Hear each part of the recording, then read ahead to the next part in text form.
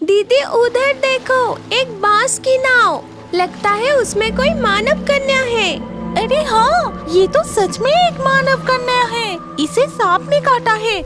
अपनी बेटी को देखभाल करने की फुर्सत नहीं मिलती, ऊपर से ये सौतेली बेटी। और वो इस सौतेली बेटी के नाम पर ही पूरा जायदाद लिख दिया है। लेकिन ये पूरा संपत्ति मेरी बेटी को मिलना चाहिए।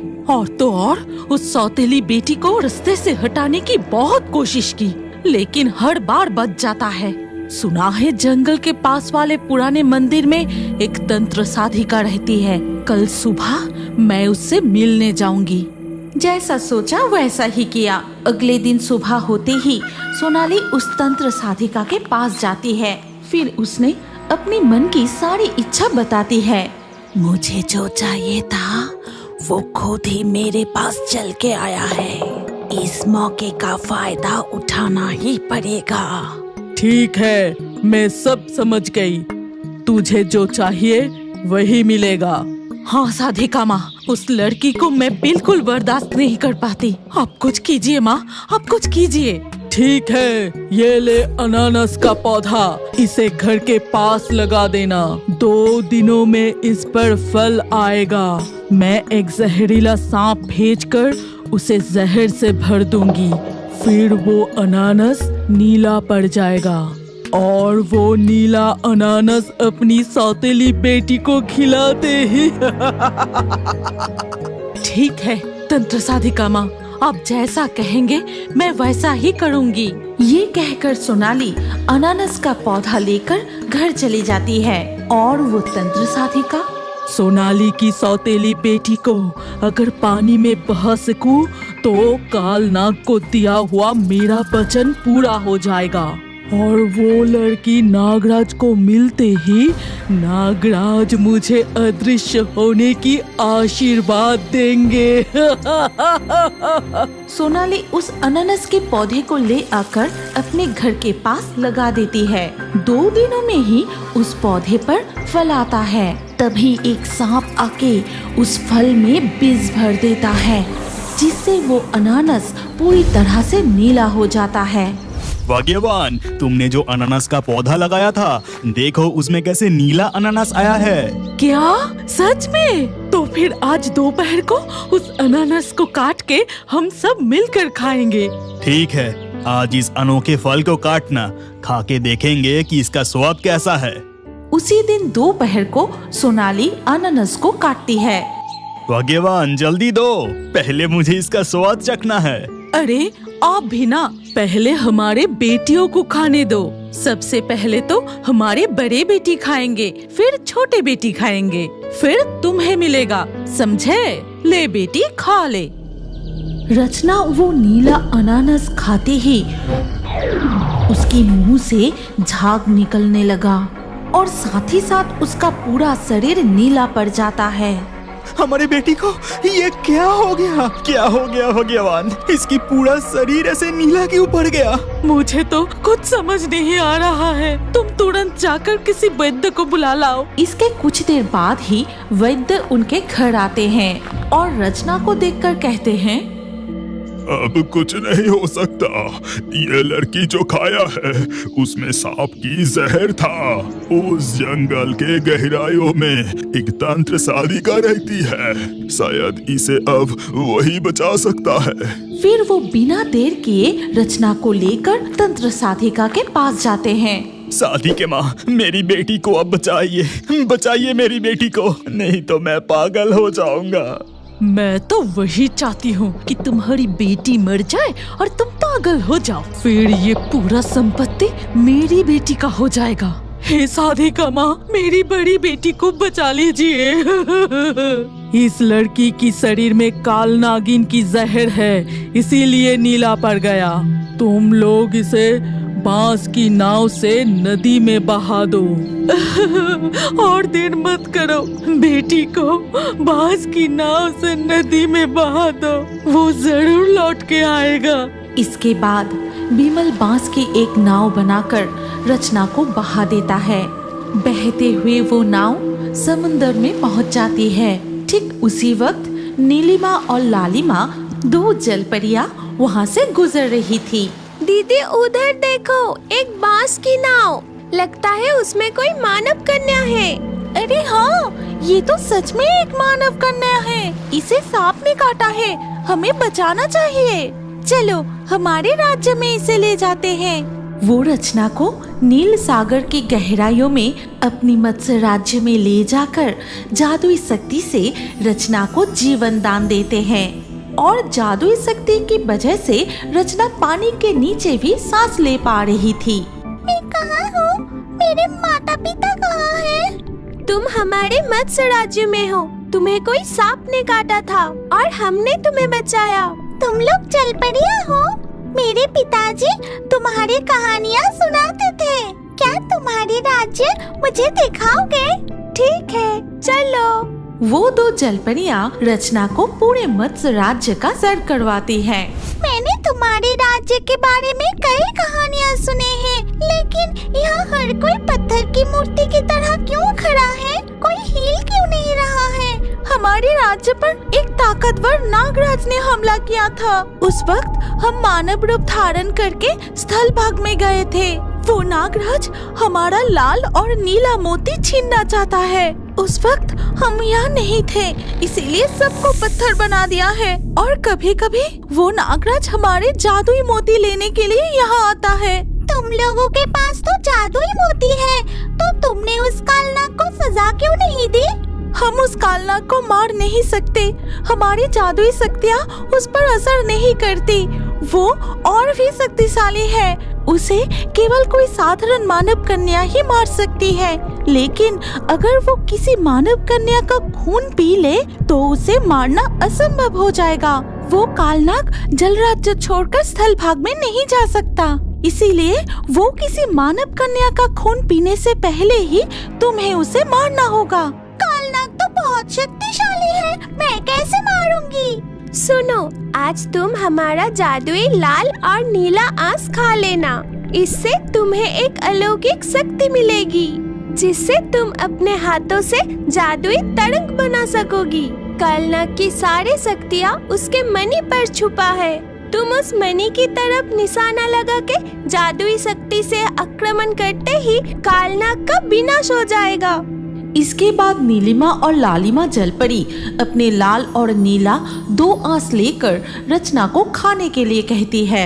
और अगले दिन जब कालनाग मत्स्य राज्य में लालिमा और नीलिमा की मोतियां छीन लेने के लिए उन्हें ढूंढ रहा था, ठीक उसी वक्त रचना उसके सामने आती है। तो कौन है? यहाँ तो कोई नहीं था। जो था उस सबको मैंने पत्थर बना दिया था। तू तो एक मानव कन्या है। अब मैं तुझे मार के तेरी खून पी जाऊंगा। तुमने इस जलपरियों पर बहुत अत्याचार किया है। आज मैं तुम्हें सजा दूंगी। तू मुझे मारेगा? अब तू देख, मैं तुझे मार के तेरी खून पी जाऊंगा। ठीक तभी रचना कालनाग की मणि को निशाना बनाकर अपनी जादुई शक्ति से आक्रमण करते ही नागराज का देहांत हो जाता है। इससे पत्थर बने हुए राज्यवासी वापस अपने रूप में लौट आते हैं। धन्यवाद दोस्त, आज तुम्हारी वजह से हमारा ये मत्स्य राज्य बच गया। बताओ तुम्हें क्या चाहिए? मुझे कुछ नहीं चाहिए, मुझे अपने माता पिता के पास पहुंचा दो। ठीक है, पहुंचा देंगे, लेकिन तुम्हारी इस हालत के लिए तुम्हारी सौतेली माँ ही जिम्मेदार है। इस जादुई आईने में देखो, सब कुछ दिखाई देगा। इसके बाद रचना जादुई आईने में अपनी माँ और तंत्र साधिका की साजिश की सारी घटनाएं देखती है। माँ इतनी बुरी क्यों है? मैं तो माँ से बहुत प्यार करती हूँ। सुनो, ये लाल आंस अपनी माँ के सर पर स्पर्श करवा देना, जिससे उसकी काली सोच शुद्ध हो जाएगी और वो तुम्हें अपनी सगी बेटी की तरह प्यार करेगी। ये दो नीला आंस अपने पास रखना। जब भी हमसे मिलना चाहो इसे पानी में डुबा देना, हम मानव रूप में तुम्हारे पास आ जाएंगे। और दूसरी आंस उस ढोंगी तंत्र साधिका की यज्ञ की आग में देते ही उसकी सारी काली शक्तियाँ का विनाश हो जाएगा। फिर वो किसी का नुकसान नहीं कर पाएगा। ठीक है, अब मुझे मेरे घर पहुंचा दो। नीलिमा और लालिमा जादुई मोती की मदद से रचना को घर पहुंचा देते हैं। घर पहुंचते ही रचना अपनी माँ के सिर पर लाल आंस को स्पर्श कराते ही उसकी सौतेली माँ रचना को अपनी असली बेटी की तरह प्यार करने लगी। बेटी, मुझसे बहुत बड़ी गलती हो गई। नहीं, गलती नहीं, पाप हुआ है। मुझे माफ कर दो बेटी, माफ कर दो। मैं तो तुम्हारी बेटी हूँ, मुझसे माफी मत मांगो। उस साधिका को सबक सिखाना होगा। इसके बाद रचना की माँ रचना को उस ढोंगी तंत्र साधिका के पास ले जाती है। तभी वो नीला आंस उसकी यज्ञ के आग में डाल देती है। साथ ही साथ तंत्र साधिका की काली शक्तियों की नाश होती है। तभी पिशाचिनी अपना रूप बदलकर एक सुनहरी जलपरी बन जाती है और उसका दिव्य रूप देखकर लकड़हारा मंत्रमुग्ध हो जाता है। रानीहाटी गांव में एक गरीब लकड़हारा दंपति अरुण कुमार और अनीमा रहते थे। लकड़हारा जंगल में लकड़ी काटकर जो थोड़ा बहुत पैसा कमाता था, उसी से उनका परिवार अच्छे से चल जाता था। भाग्यवान, मैं लकड़ी काटने जा रहा हूँ। अगर मुझे लौटने में देर हो जाए, मेरे लिए इंतजार मत करना। दोपहर को खा लेना, मैं जा रहा हूँ। भगवान उनकी ख्याल रखना, रक्षा करना। इसके बाद लकड़हारा अपनी कुल्हाड़ी लेकर जंगल की ओर चला जाता है। इस जंगल में ज्यादातर लोग नहीं आते थे, केवल गरीब लकड़हारे या कभी कभी पंछी शिकारी दिखाई देते थे। जंगल के इस हिस्सों से मैं सारे लकड़ियाँ काट चुका हूँ। आज और गहराइयों में जाना पड़ेगा, नहीं तो कल दाल चावल भी नहीं खरीद पाऊंगा। मैं जाता हूँ। ये कहकर लकड़हारा जंगल के और अंदर चला जाता है। अरे बाप रे, यहाँ जंगल कितना घना है। चारों ओर सन्नाटा और ऐसा लग रहा है जैसे दूर से कोई मुझे लगातार घूर रहा है। तभी उसकी नजर एक पुराने तालाब पर पड़ती है और वो तालाब के चारों ओर पेड़ों से घिरे हुए थे। अरे जंगल के बीच ऐसा तालाब, गांव में किसी से इसके बारे में तो नहीं सुना। गांव वाले को पता कैसे चलेगा? इस जंगल के इतनी गहराइयों में कोई आता जाता भी नहीं। तालाब के पास इन पेड़ों से ही लकड़ी काटता हूँ। आज लकड़ी की कोई कमी नहीं होगी। लकड़हारा डरते हुए लकड़ी काटने लगता है। लकड़ी काटते हुए अचानक उसकी कुल्हाड़ी हाथ से फिसलकर तालाब में गिर जाती है। अरे ये क्या हो गया? मेरे कुल्हाड़ी तो तालाब में गिर गई। अब मैं क्या करूंगा? लकड़ी कैसे काटूंगा? हे भगवान, हे जंगल के देवी, मेरे कुल्हाड़ी लौटा दीजिए। तभी तालाब के पानी में हलचल होती है और एक भयानक रूप वाली पिशाचिनी बाहर आती है। क्यों रे, तेरी हिम्मत कैसे हुई मेरे जंगल में मेरे तालाब के पास आने की? अरे बाप रे, कितनी भयंकर चेहरा है। मुझे माफ कर दो, मैं निर्दोष हूँ। मेरी कुल्हाड़ी गलती से तालाब में गिर गई। कुल्हाड़ी वापस चाहिए? हाँ, मैं एक गरीब लकड़हारा हूँ। लकड़ी काट काट जो थोड़ा बहुत कमाता हूँ, उससे मेरा घर चलता है। नई कुल्हाड़ी खरीदने की पैसा मेरे पास नहीं है। तभी पिशाचिनी जादू करके एक चमचमाती सोने की कुल्हाड़ी अपने हाथ में लेकर आती है। फिर कहती है, देख तो, ये तेरी कुल्हाड़ी है क्या? नहीं, ये मेरी कुल्हाड़ी नहीं है। मेरी कुल्हाड़ी लोहे और लकड़ी से बनी हुई थी। इसके बाद पिशाचिनी उस तालाब में फिर से डुबकी लगाती है और तुरंत ही और एक खूबसूरत कुल्हाड़ी लेकर तालाब के पानी से बाहर आके लकड़हारा से पूछा, ये देख, ये जरूर तेरी कुल्हाड़ी होगी। नहीं, ये भी मेरी कुल्हाड़ी नहीं है। मुझे बहुत डर लग रहा है। मैं घर जाता हूँ। तुम्हें कुल्हाड़ी खोजने की जरूरत नहीं है। क्या कहा? घर वापस जाएगा? तुझे कुल्हाड़ी नहीं चाहिए? पिशाचिनी की डरावनी हंसी सुनकर लकड़हारा बहुत घबरा जाता है। वो अपनी जान बचाने के लिए भागने लगता है। जंगल के रास्ते से दौड़ते हुए वो घर लौटकर सीधा रसोई में पत्नी के पास पहुंचता है। अरे क्या हुआ? तुम ऐसे हाफ क्यों रहे हो? कोई मुसीबत आए थे क्या? बताओ मुझे। पता है भाग्यवान, आज मैं एक बड़ी मुसीबत से बचकर आया हूँ। आज लकड़ी नहीं मिले, इसीलिए जंगल के और गहराइयों में गया था। वहाँ लकड़ी काटते काटते मेरे कुल्हाड़ी तालाब में गिर गई। फिर अचानक लकड़हारा अपनी पत्नी अनीमा को पूरी घटना बताता है। सब कुछ सुनने के बाद अनीमा हैरान होकर कहती है, सुनो, तुम उस तालाब के पास भूल कर भी मत जाना। न जाने तुम किस पिशाच के माया जाल में फंस गए थे। माँ दुर्गा ने ही तुम्हारी रक्षा की है। फिर अगले दिन सुबह, ए जी, आज लकड़ी काटने नहीं जाओगे? लकड़ी कैसे काटूंगा? नए कुल्हाड़ी खरीदने के भी पैसे नहीं हैं। हमारे घर में जो कटारी है वही लेके तुम जाओ। पता है इससे ज्यादा लकड़ी नहीं काटी जा सकती, पर जितनी हो सके उसी से ही चल जाएगा। लकड़हारा अपनी पत्नी से कटारी लेकर जंगल की ओर चलता है। जब उसे जंगल के सामने से लकड़ी नहीं मिलती तो वो डरते हुए फिर से जंगल के गहराइयों में जाता है और आज भी वो उसी तालाब के पास पहुंच जाता है। नहीं नहीं, आज मैं इस तालाब के पास लकड़ी नहीं काटूंगा। मुझे कहीं और जाना चाहिए। जैसे ही वो 2 कदम आगे बढ़ाया, तालाब में फिर हलचल होने लगती है। वो भयानक पिशाचिनी फिर से बाहर आती है। अरे, काल तू अपनी कुल्हाड़ी लिए बिना ही भाग गया। पिशाचिनी जादू से लकड़हारा की असली कुल्हाड़ी ले आती है। फिर कहती है, ये ले तेरी कुल्हाड़ी। लकड़हारा डरते हुए अपनी दोनों हाथ आगे बढ़ाता है और पिशाचिनी उसे उसकी असली कुल्हाड़ी दे देती है। कुल्हाड़ी लेते ही लकड़हारा भाग के जंगल की दूसरी ओर चला जाता है। मेरी कुल्हाड़ी मुझे फिर से मिल गई।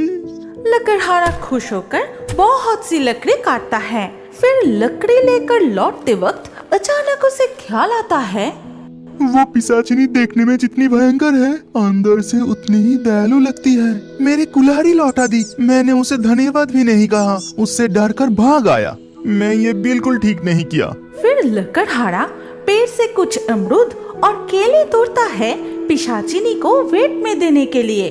फिर वो लकड़ी के गठरी सर पे उठाए पिशाचिनी की तालाब के पास जाता है। तभी पिशाचिनी तालाब के पानी से फिर से बाहर आती है। फिर से क्यों लौट आया? तुझे क्या चाहिए? धन्यवाद पिशाचिनी, मैं तुम्हारे लिए भेंट लेकर आया हूँ। मेरे लिए उपहार? तू तो बहुत नेक इंसान है और तुझ में जरा सा भी लालच नहीं है। तुम्हारी शकल जितनी डरावनी है, तुम उतनी ही दयालु हो। तुम्हारी असली परिचय क्या है पिशाचिनी? मेरी असली रूप देखेगा? तुझे मेरी असली चेहरा दिखाने में कोई ऐतराज नहीं। तभी पिशाचिनी अपना रूप बदलकर एक सुनहरी जलपरी बन जाती है और उसका दिव्य रूप देखकर लकड़हारा मंत्रमुग्ध हो जाता है। आज पहली बार कोई इंसान मुझे नुकसान न पहुंचा के तोहफा दिया। तुझे भी मेरा एक उपहार लेना होगा। स्वर्ण जलपरी उसके मायावी मोती हाथ में लेके जादू करते ही लकड़हारा की वो लकड़ी के गट्टर में से 2 लकड़ियाँ सोने में बदल जाती है। लेकिन लकड़हारा को कुछ पता ही नहीं चलता। वो वहाँ से सीधा बाजार चला जाता है। फिर कलिया की दुकान के सामने लकड़ी की गट्टर उतार के कहता है, कलिया जी, आज बहुत अच्छी लकड़ियाँ काट कर लाया हूँ। आज मुझे थोड़ा ज्यादा पैसा चाहिए बाबू। कलिया की नजर सीधा जाता है उस लकड़ी के गट्टर पर, क्योंकि उसमें 2 चमचमाती हुई सोने की लकड़ी थी। तुझे ये 2 लकड़ी कहाँ से मिली? कलिया जी, मैंने तो जंगल से ऐसे लकड़ियाँ काट कर नहीं लाया। अच्छा, वो मुझे कह रही थी मुझे कुछ उपहार देगी। लगता है उन्होंने ही जादू करके मुझे ये 2 लकड़ियाँ उपहार में दी है। ये 2 लकड़ियाँ मुझे दे दे, मैं तुझे इतना पैसा दूंगा, इतना पैसा दूंगा, जिंदगी भर लकड़ी काटने की जरूरत नहीं पड़ेगी। मुझे माफ करना कलिया जी, मैं ये उपहार आपको नहीं दे सकता। आप बस मेरे लकड़ियों की कीमत दे दीजिए।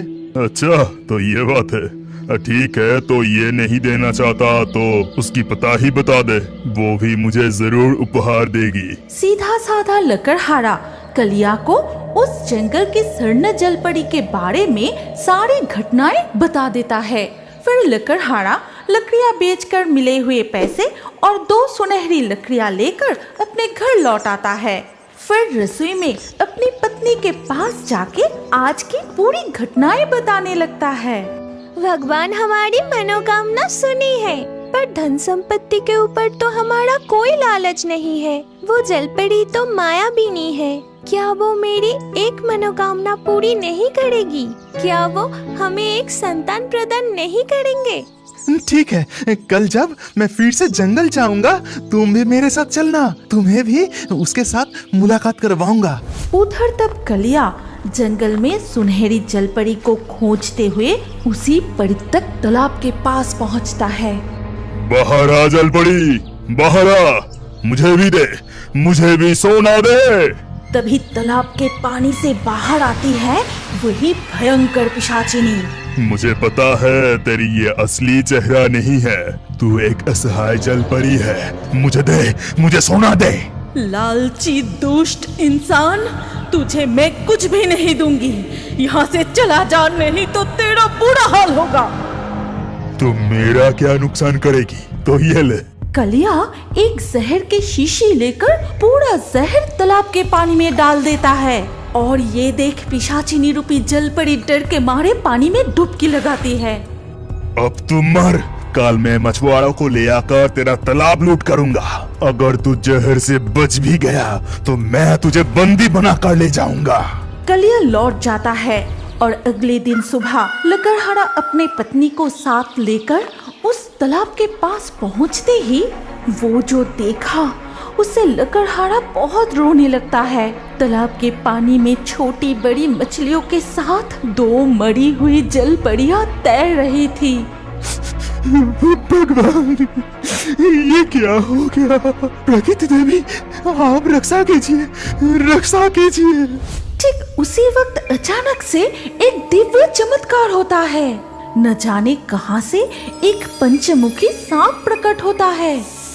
फिर वो तालाब के पानी में मुंह लगाए धीरे धीरे पूरा जहर चूस लेता है और जहर चूस लेने के बाद जिस तरह से वो पंचमुखी नाग आया था उसी तरह ही जंगल के अंदर अदृश्य हो जाता है। क्या आप बड़े होकर भी कार्टून देखना पसंद करते हैं? तो अपना नाम कमेंट करें और हमारे पिछले वीडियो से लाकी ड्रॉ में चुने गए नाम हैं मुन्नी, अरहन, अंसारी, अलवीना, आशिकी, शिवा, काजल, आलोक, महक, बर्नाली, सोनाली, सायम, सरिता, सुकन्या, वासिम। जिन दर्शकों ने हमारे चैनल को सब्सक्राइब करके फिर कमेंट में अपना नाम लिखा, हमारे अगले वीडियो में उन्हीं के नाम चुने जाएंगे। इसीलिए रियोबर्ड्स हिंदी यूट्यूब चैनल को जरूर सब्सक्राइब करें और स्क्रीन पर आई हमारी अगली कहानी भी देखें। उसमें भी आपका नाम हो सकता है। अगर नाम नहीं आया तो अगले वीडियो में आपका नाम लिख दीजिए। सोच क्या रहे हैं? जल्दी से क्लिक करके देखिए।